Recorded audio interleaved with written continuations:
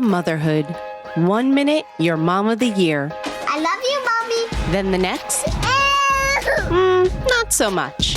From bath time to bullying, from potty training to puberty, parenting is full of challenges. But one thing is for certain, you are not alone.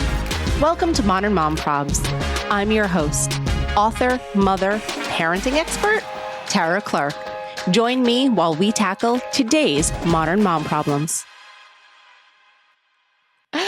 You look gorgeous. You're in the mountains in your TRADWIFE outfit and you're glowing. Well, thank you. Thank you. I'm all TRADWIFE all the time through the rest of the summer. It's TRADWIFE summer for me is what it is. That's what it is, because last year it was hot Sicilian summer, but now it's hot TRADWIFE summer. Hot TRADWIFE summer. Exactly. My neighbor up here in the mountains actually has chickens and I plan on feeding them later, which is my TRADWIFE activity for the day.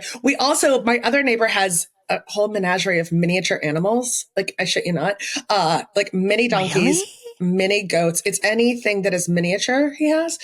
So I really think that I could frolic through a field with them and create some good content. Oh my God. Is that Steven? No. Steve, no. It's Mike. It's Mountain Mike who has the miniature menagerie. Yeah. You have so much content that you could possibly make being up there with the chickens and the mini horses and the babies. Oh my God. Yeah. So many. I mean, oh my gosh. The baby peed in the potty for the first time today. Congratulations. That is something to celebrate though. Seriously. It really seriously. is. But like potty training the last child is so huge. I'm just like, because we haven't really been trying. We just leave a potty around and like have her be naked. And this morning she just like got up and went and she was like, okay, done. I love it. We did the same thing with Jack. We just left the potty there and we tried to do it in the course of a weekend because you know that book where you try we did that. We did that with the first one. Yeah. And so it didn't take a weekend. It took more than that. But it was just like, free balling it and going pee when you see so much free ball. So much free ball. Exactly. Exactly. Yeah. It was so much of that. So you are officially on your book tour now. I am. Yeah. I mean, the book I'm doing like 21 stops for this one. And we're doing TRADWIFE costume contests for all of them. And it's going to be BYOP. It's going to be bring your own pie. And I just think it's going to be a riot is what it's going to be, because a TRADWIFE murder mystery about conservative influencers murdering their terrible husbands feels like what America wants and needs right now. Yeah. Yeah. I think so. Yeah. No, there's a lot going on. Deliver. There's a lot happening right now. And I mean, you know this, we've been living in the world of influencing for a long time now. And I love it. And I love that women can build their own businesses and be entrepreneurs. But there's also a dark side to it, which, is how I came up with the title of the book, Everyone is Lying to You, because so much of it is smoke and mirrors. And I look at these accounts with people, running barefoot through a field with their chickens. And I'm like, no one should be barefoot around chickens. Okay. Because they you're going to be covered in shit. All right. Yes. Like that is the truth of being around chickens and being on a farm and yet. And so I was just like, all of these TRADWIFE accounts, they are just lying to us through their teeth. They're making so much money off us, like having this fantasy of thinking that we would be happier on a farm somewhere, when I had to stack wood here the other day because the wood guy just dumped it in a pile in the front yard. And that shit sucked. Okay. It's hard work. It's hard work. And they're not showing the work. They're not showing the labor. They just make it look so pretty and idyllic. And it's not. Actually, when I see that stuff, and maybe it's the Jersey girl in me, I see that and I think that's my worst freaking nightmare. Oh, same. Like that whole life. Like with the chickens and the dirtiness, like people are like, oh no, it's free. I'm like, no, give me a mall. Give me New York City. Give me I don't know, anything else. And it's not that I don't love nature. I do. I love nature. I love the mountains. I love the shore. I love the beach and everything like that.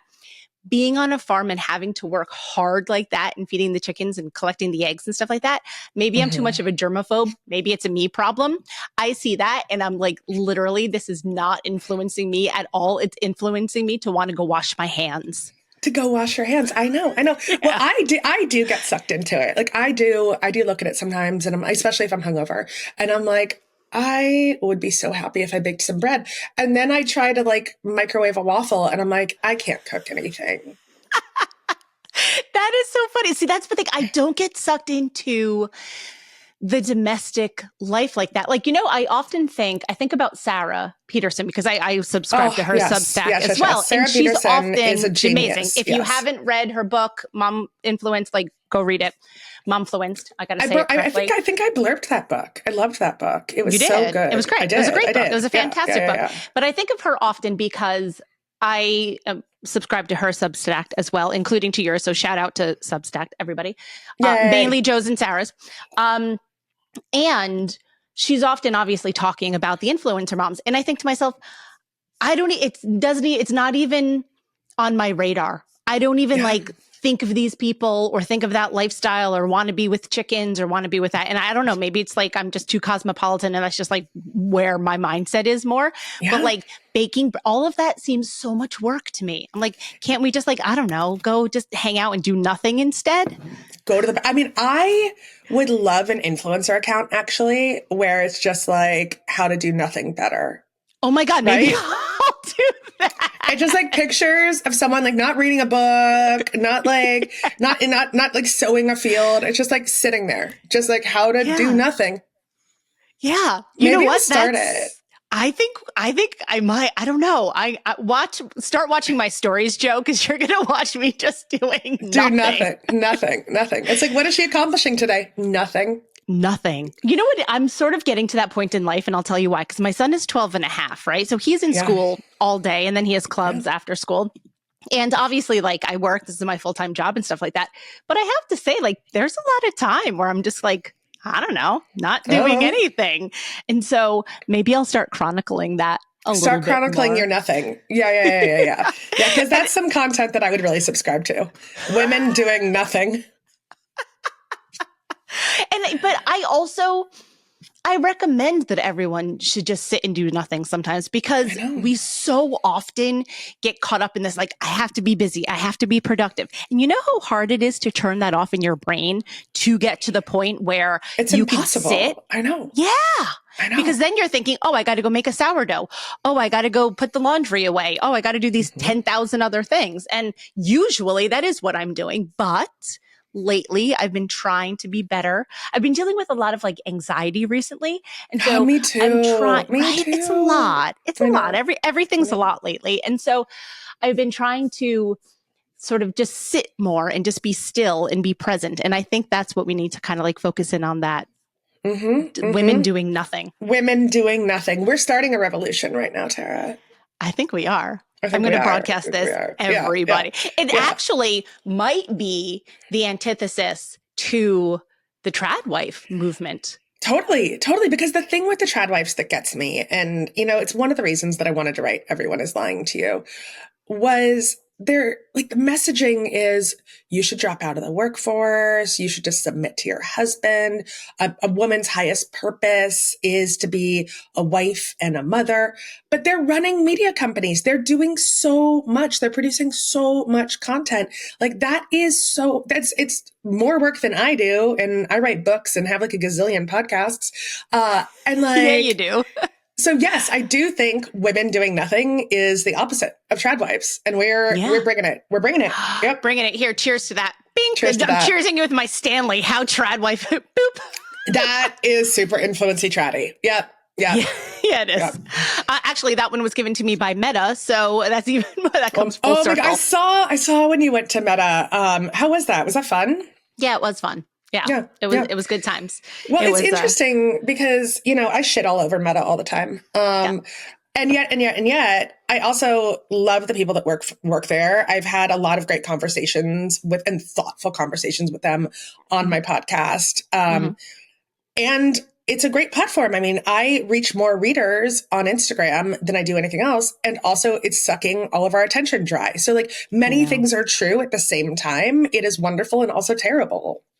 I agree 1,000%. And I often say, I talk about Instagram a lot in my career and my parenting. Obviously, this is what we do for a living, right? And so that's what we do. Yeah. That's what we do. And I often say that Instagram has helped me become a better mom because it introduced me to more parenting strategies, parenting terms, and it really genuinely influenced my trajectory as a parent and how I was able to like break cycles and talk to my son differently than my mother talked to me and all of those kinds of things. So, and make friends with people from all over the country and all over the world. And so I'm eternally grateful for that. And yet I can acknowledge that it sucks up all of our time, all of our attention. It puts me in a bad mood sometimes. It leads to my anxiety, you know, like all of those things are true. All of those things are true. And I mean, this is what we talk about all the time. I think you just have to create a good relationship with it. It's like, it's up to us. The companies aren't going to do anything. It is up to us to figure out how it works in our life and how it doesn't work and how it works for our kids and how it doesn't work and to set those guardrails. Yep. That's it. That's where we're at. And, you know, I talk a lot in the book about authenticity and, you know, like, there's a right way to be authentic and a wrong way to be authentic on social media. And influencers are always kind of towing this line of like, how much do I reveal? How much do I share? Who is the real me and who is, you know, the me version on Instagram? It's not just influencers. It's all of us, right? It's like, you know, what do we share with the world when there's this little window that like lives in the palm of our hands? Yeah, 1,000%. That's something that I'm constantly thinking about. I was on vacation actually just this past weekend and I didn't post from Thursday until today, and today's Monday. Like we went to Disney World. I did not post one freaking picture because you know what? That's my family. You know, like I wanted to keep that private. I took my mom for her 70th birthday to Disney World. Oh my God. It wasn't sponsored or anything like that. It was just like something I wanted to do for her and my son. And I was sort of in between them because like they're two children and it's like I was like parenting both of them. Anyway, that's for a different podcast episode altogether. But going back to the authenticity is like I could be posting these pictures, but I chose to keep it private. I chose to keep it sort of close to the chest. And in my work, I tend to do that a lot because not everything I feel like has to be for everyone's public consumption. No, it doesn't. It doesn't. Well, how did it feel? After like feels not great. posting. It felt great. It feels right? great. It's wonderful. Yeah. We had such a digital detox that like my son wasn't on devices or screens the entire time. My mom doesn't even have a smartphone, so she's fine. Every time I grab my phone, she's like, "What are you doing? What are you working on?" And I was like one thing I'd be like, "Mom, I'm like checking into our flights. Like, give me a second." But I wasn't on my phone. My son wasn't on any devices. She, like I said, is straight up 1995, so she has a flip phone, so she's never on devices. And it was wonderful and it was beautiful. And it was like all three of us. And I love being private in my work. And I think for me, it's a double-edged sword in as much as I'm a very private person. Sometimes people don't even think that I'm married because I never show my husband, right? So people are like, oh. I never see him. I never see him on any of your stuff. And you won't because that's a conscious choice that we made as a family, right? And like you show Nick and like Nick's a big part of your online story, right? But my he's like a character, essentially. At this point. Yeah, he's a character in the story. Character in Joe Piazza's digital world. Yeah, exactly. And my husband is not, and that was a conscious choice that we made like pretty early. And even now that my son is 12, like I ask him, like, is it okay if I post this or not post this? And depending on what it is, sometimes he's like, yeah, I love it. Let's do it. And he says he wants to be a content creator. So I don't know. We'll see. We'll cross that bridge when we come to it. But going back to the authenticity part of it is like, that is a choice that you have to make for yourself. But I know for me, could I get more brand deals if I show my family? Could I get more money to command more money for this if I'm showing a big happy family sitting around at the table, that kind of stuff? Like, yeah, probably. But at the end of the day, But at the end of the day, like that's a choice that we're making as a family. And like, that's fine. Like, this is my thing. And my husband does his thing. I'm saying like professionally. And then that's fine. Like, that's okay. You're not seeing all of us eating dinner together as a family and the whole thing, or us on vacation all together as a family. And that's a conscious choice that we make. And I'm fine with that. Actually, I'm more than fine with that. I'm thrilled with that. Thrilled with it. And I love that for you. Well, and I got to say too, I because one of the characters in Everyone is Lying to You is an influencer, and she's a wildly popular TRADWIFE influencer. But we go through the behind the scenes of her day, and on Thursdays, she shoots all of her content for the whole week. And, the kids, she kind of pantomimes them getting up and getting out of bed. None of it is the reality. She's like, they wake up and I feed them, and then I have them get back into bed in these matching pajamas that I also sell on my website. And we shoot their getting up and getting ready with me videos. And I've talked to a lot of influencers that that is what they do on a certain day. They have their media day and they shoot all of their content. And, essentially the kids are play acting out of life. And I think that has to be exhausting. Yeah. It is. And there's no way that that's not exhausting for the parents and for the children. And that goes back to what you were saying about the authenticity of that. You're not actually waking up with bedhead and I have curly hair, right? So my hair would be out to here, bags under my eyes, all of that kind of stuff. You're not actually seeing what it would be like for us to wake up and start our day. And I think about that many times, not with my day-to-day content per se, but when I have a sponsored ad, right? Where they're okay, shoot this particular thing. That you're curating and crafting that exactly to the way that you want to, or that you need to, because that's keeping the lights on, right? That's paying the bills. And so it's an ad. That's the thing. And for a long time, I think that we didn't really realize that a lot of people didn't realize that they're ads and that we're being sold to, right? Because we're also looking at Instagram and seeing pictures of our cousin's dog. And so we're oh, this is just their life, as opposed to it's media and it's content. And yeah. No, that's very much what it is. So why now? Why did you think, coming off of the heels of your absolute blockbuster book last summer, because you just freaking crushed it, and I'll just say specifically, freaking crushed it with the Sicilian Inheritance. Oh, you come off of that, right? You have Hot Italian Girl Summer, and then you're now I want to tackle TRADWIFEs. Why now? Why did you think that this book needed to be born?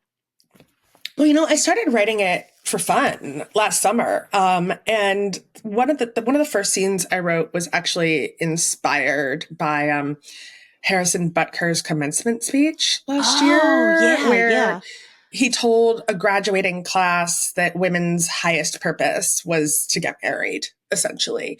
And in my head, I was what if the audience revolted? What if the audience was no, no, no, no, no? And I wrote this scene in my head where, a male celebrity is at a mom influencing conference called Mom Bomb.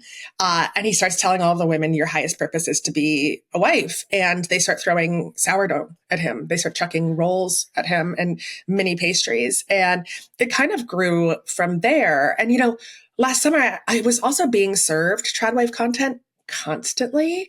And I was this is just so ripe for a juicy, fun murder mystery that just really delivers on the thrills, but then makes you think.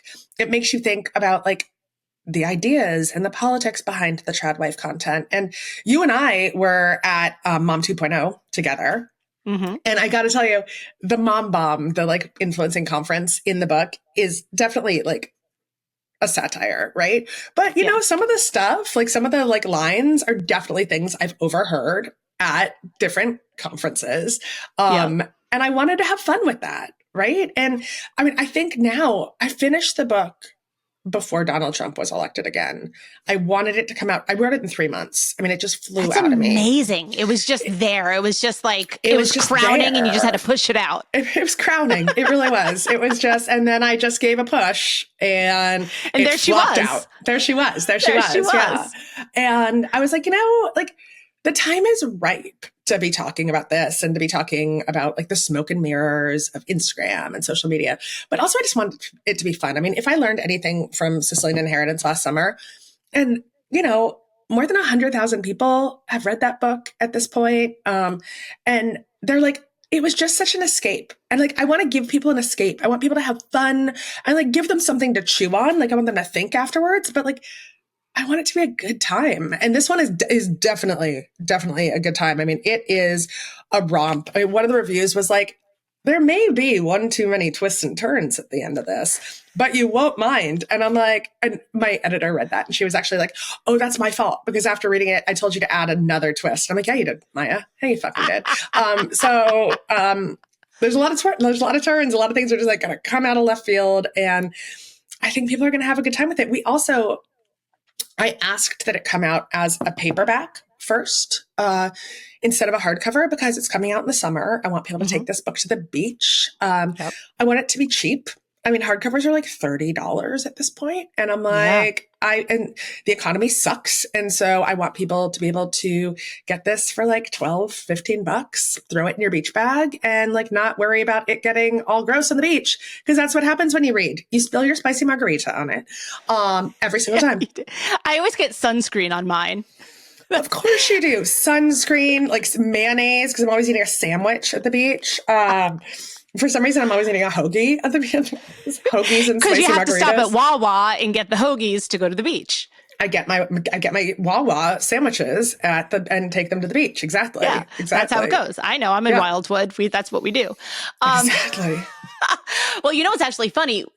Speaking like full circle here, we're going to Sicily in about a month, and I will be reading Everyone's Lying to You on my way to Sicily.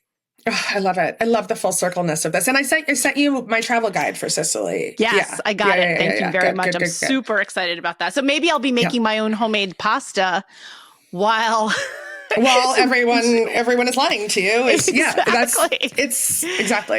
Well, I'm psyched. I'm psyched for this tour. I think we're gonna have a lot of fun with it. And I'm going to try not to totally burn myself out. And I am taking out pretty much all of August off. I'm not going to do anything in August. Again, women doing nothing. Yeah. My August is just going to be maybe like for that. I know. It's just going to be up at the mountains, just sort of like hanging out and plus or minus making sourdough. You know, Stephen makes a good sourdough. That's the thing. Stephen, who owns Spruceton Inn, he does all the bread baking for our neighborhood, pretty much, like the entire neighborhood.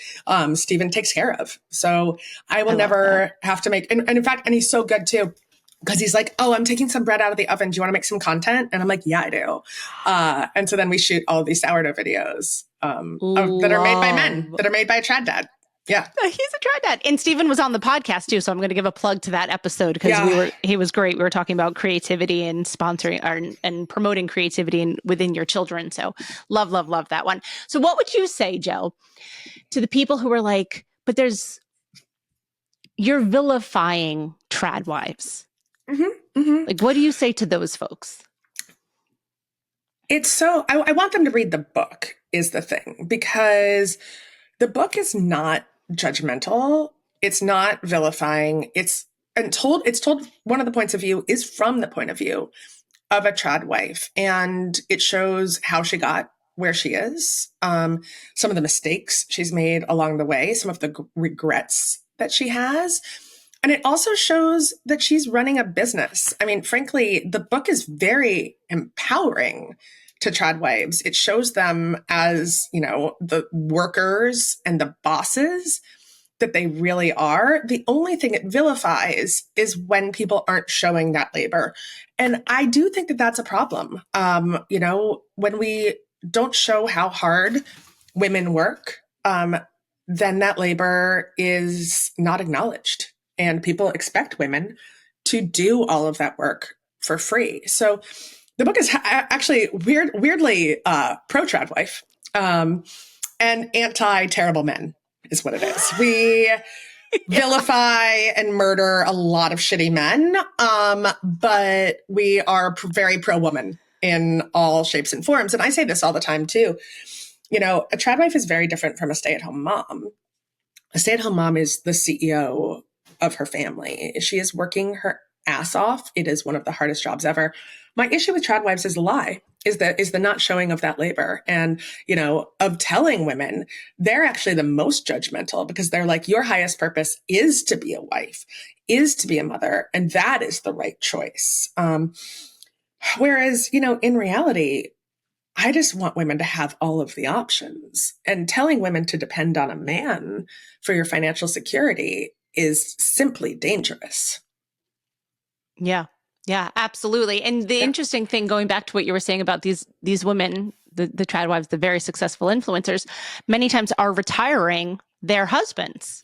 Their husbands are working for them. That's the thing. Like, you know, in a lot of the cases, the husbands are actually behind the scenes, and the women are the breadwinners, but we don't see that.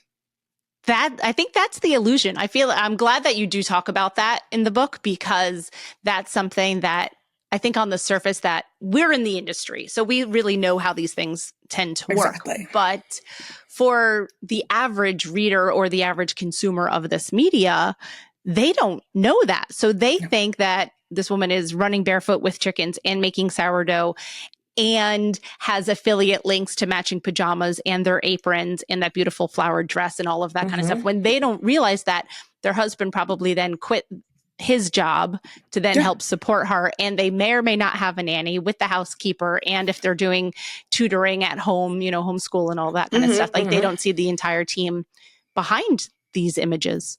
No, exactly, exactly. You know, and a lot of the rhetoric around it is like intense self-reliance, right? Like, I'm doing it all. But like, you never see the fact that a lot of these people also have generational wealth, that they just like, I mean, it takes so much money to run a freaking farm. Okay. Like, there's a reason that most farmers get subsidies. Right. Because it's not easy and it's expensive.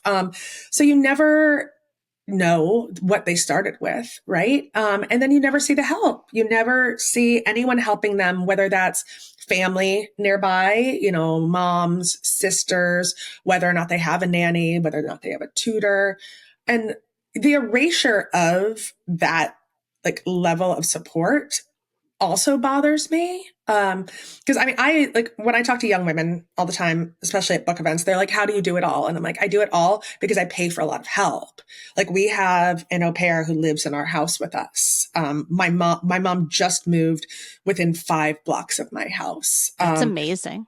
That's amazing. And her new building has a pool. It's like magic. I mean, it really is. And so, I mean, I spend a lot of money to have a lot of support to be able to do the job that I do. And it's still hard. And again, like, if I'm vilifying anyone in this book, it's the lies and the lack of honesty about how hard it can be to be a mom and to be a wife. Yeah, yeah, absolutely. And I also want to, like, going back to Nick, I want to give Nick a shout out, because he is so hands-on, and he is a father. You know, he is a father. He is a father in every sense of the word, right? He takes care of the kids, helps you out. I think about you often with writing, because many times I'm like, how does Joe have as much time to be able to write as quickly as you do? Even the Substack, you know, like you're pumping out those Substack like every couple of days. Like, I'm finishing one by the time you're on the next one. And so I think, like, she has a lot of writing time, but that's because you have It's help. my 9 to 5. It is like literally, well, and you know, the big kids are in school now. Even the baby starting in September, she's going to be at school from 9 to 3. That's amazing. I know. And now she's at school from 9 to 12, 5 days a week too. So, and yeah, and I mean, Nick and I are now working together. He's the chief operating officer of Influential Media, which is my media company. And, you know, we're like doing all the things and cobbling it together. It's amazing. It's amazing. And now, actually, with the baby going to school full time in September, you could have so much more time to do nothing. I'm going to do so much nothing. So much nothing. How's it going working with Nick, though? Because I'm sure it's weird. And I'm thinking about, like, not only you, but like also with the influencers, like having that husband-wife team to manage these media companies must be pretty wild.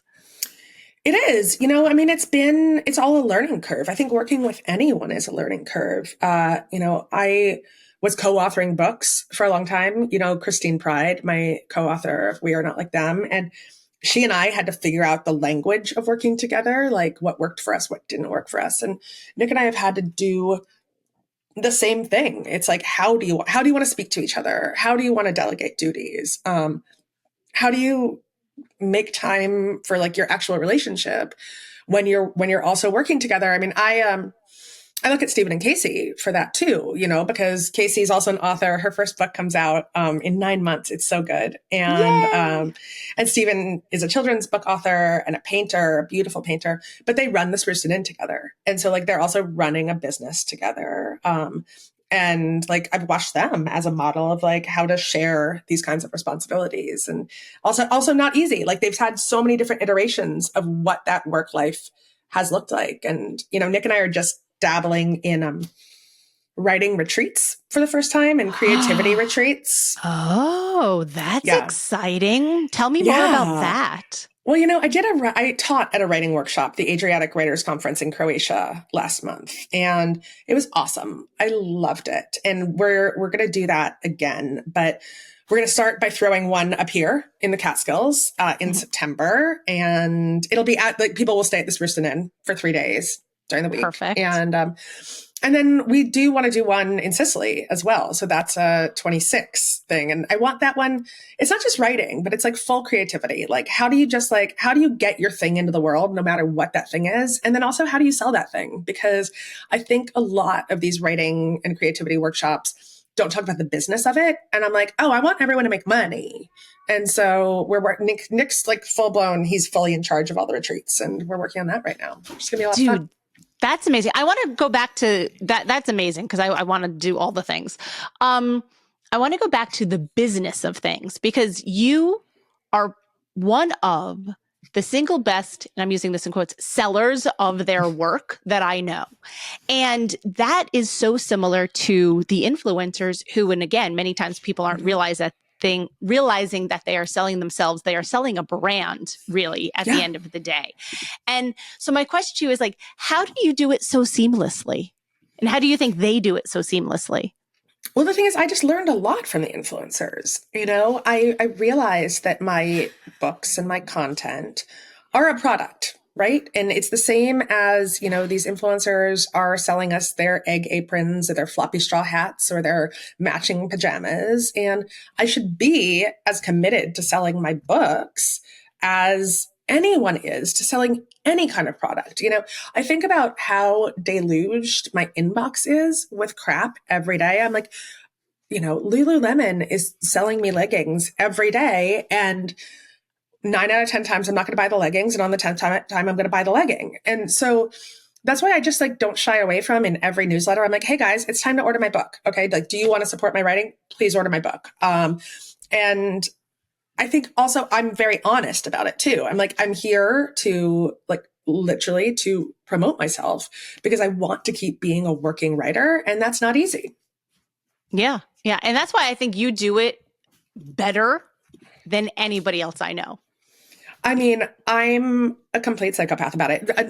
As our chief operating officer, Nick put a massive decal selling the book on the back of our car, on the back of our Subaru. It was $40 at signs.com, and it has a QR code. So if you're behind us in traffic, you're like, I do want to read a TRADWIFE murder mystery. And you can take a picture of it and buy it on your phone right then and there. I do not suggest looking at your phone while driving, but if you're like, if you're a passenger princess, and so I'm like, all right, we should be selling all the time. And yeah, but that's also part of the fun of it. Like we have like a ton of, we call it propaganda for the book, and we'll be at like a beer garden, and I'm like, oh, let's like definitely put these inside the porta potties. Because you know what? How else are you going to find a book that you want to read? How else are you going to know that this is the most bananas fun thriller that you would read all summer, unless you're sitting behind our Subaru on 87? It's true. I did see the decal in your Substack because, like I said, I read it religiously. I read it like I'm reading the paper. So I saw that, but I have to say, like, I know a lot of authors. I have had a lot of authors on the show, right? And you are one of the most like forthright of like, read my stuff, because like you stand by your work because it's so good. It's so freaking entertaining. I could not put down The Sicilian Inheritance. I hope you write a follow-up or that there's some sort of movie or some such thing, because all of your work is just, it's so freaking good. And I think that's what it is. I think you believe and stand by your work so much that you're like, I'm going to put it all on the table. I'm going to decal this crap on my car, and you're going to follow me on 87 and you're going to buy my book. You're going to follow me. I know. I'm trying to get Stephen to do one for his color book that he was talking to you about. Because I'm like, people would definitely order the color book if they're sitting in traffic. So maybe I'll just like surprise him with it one morning. I'll just like, he'll wake up in the morning and I'll have wrapped his car in the color book. It's really cute. The book is adorable too. And it's so Steven's good. Just like amazing. Yeah. No, he's working on a fly fishing book right now, which is similar to the color book, but for adults and all about fly fishing. And I have no interest in fishing whatsoever. And I was rapt. I was reading it at the table the other night. And yeah, it's so good. That's awesome. My husband loves fishing, not fly fishing, like more like ocean fishing, but that's really cool. Oh, we should get you the fishing book then, because he talks about all kinds of fishing. Like he's like done a ton of like ocean fishing and like all of that too. Yeah. So actually, that'd be like perfect. That's like right up my husband's alley. Oh, done. We're gonna get him a personalized copy. Easy. I love that so much. If you could speak to the main character of your book, right? What would you say to her? You know, I would tell her to trust herself a little bit more. You know, she's, despite projecting this like kind of, well, there's two main characters. We have Bex, Barefoot Mama, the influencer, who, you know, despite the fact that she's running a multi-million-dollar business, like just doesn't trust her gut enough, I think. And by the end of the book, she does. And, you know, so I'm just like, I think by speaking to her, I'm like, oh, these are the things that I wrote for her, right? Like I want her to trust herself and I want her to believe in herself. And then the same for my other character, Lizzie, who is a journalist, you know, who's been watching journalism dry up, you know, that has nothing to do with my actual life. And, you know, she needs to like really take a leap and pivot her career and trust herself that she can do that and be really brave. And so, you know, I want both of these women to trust that they will succeed, that like if they take a leap of faith, that, you know, it's going to work out for them. And I think we can all benefit from that knowledge. I mean, when I started in journalism, I think I've told you this before, I thought I would work at one place my whole life. Like I thought I'd be at one newspaper or one magazine. And like, I've had 90 different jobs in the past 20 years. And I'm constantly pivoting and constantly reinventing myself and, you know, launching influential media. We just launched it at the beginning of the year. Congratulations. Thank you. I mean, it was really like making a bet on myself. You know, I'd be like, oh, I write books and I make podcasts. And I'm like, no, you're running a media brand. And like, so we were finally just like, oh yeah, like I should take ownership of that and like ownership of being an entrepreneur and building a company. And that's been really exciting. And so, yeah, I think I would just, you know, want my characters to have faith that they can do those things too. That's so freaking cool. You're giving me confidence. Like you're motivating me, Joe. Yay. But listen, This is my TED Talk. This is my second TED Talk after my TED Talk about doing nothing.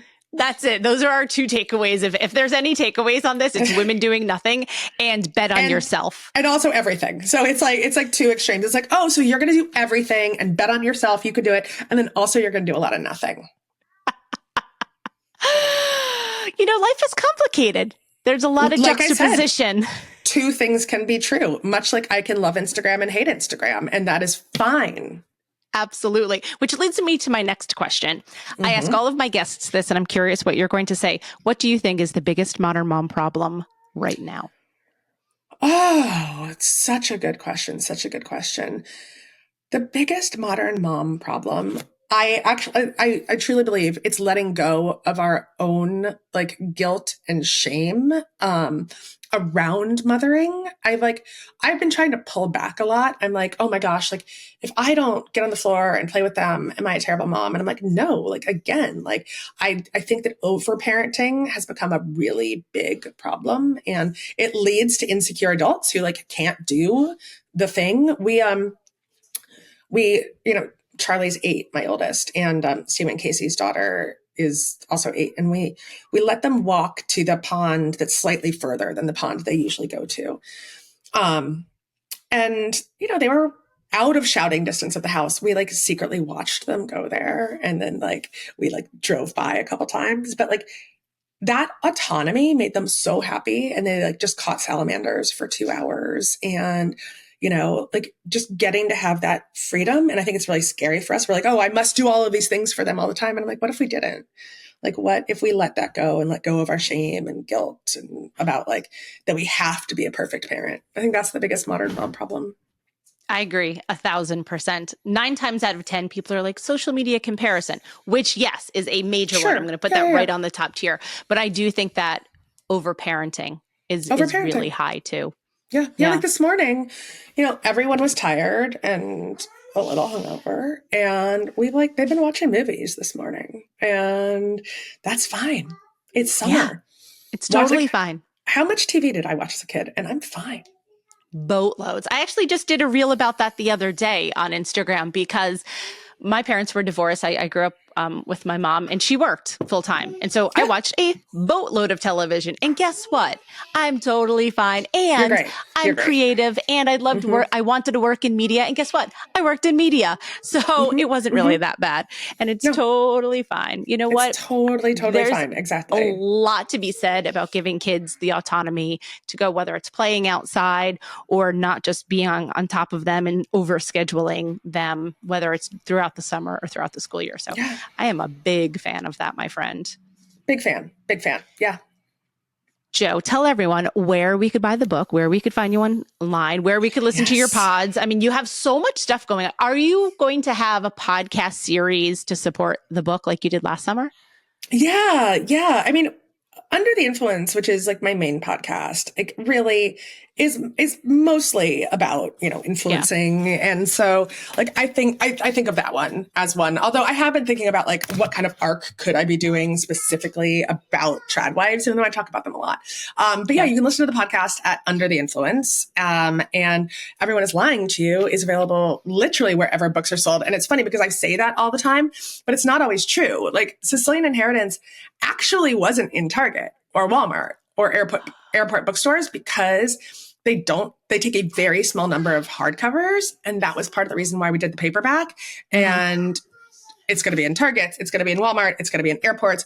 Everyone is Lied to You actually is everywhere. And I'm really excited about that.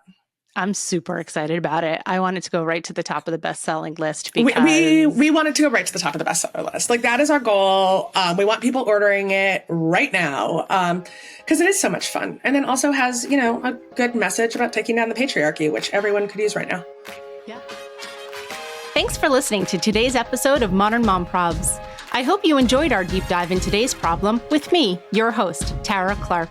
Join me next time when I'll be interviewing another great guest and tackling another modern mom problem. If you enjoyed today's episode, please leave us a review and a rating. As always, you could head over to Modern Mom Probs on Instagram and give me a follow, or check out my book, Modern Mom Probs, A Survival Guide for 21st Century Mothers, available online wherever books are sold. Well, that's it for today. See you next time, folks.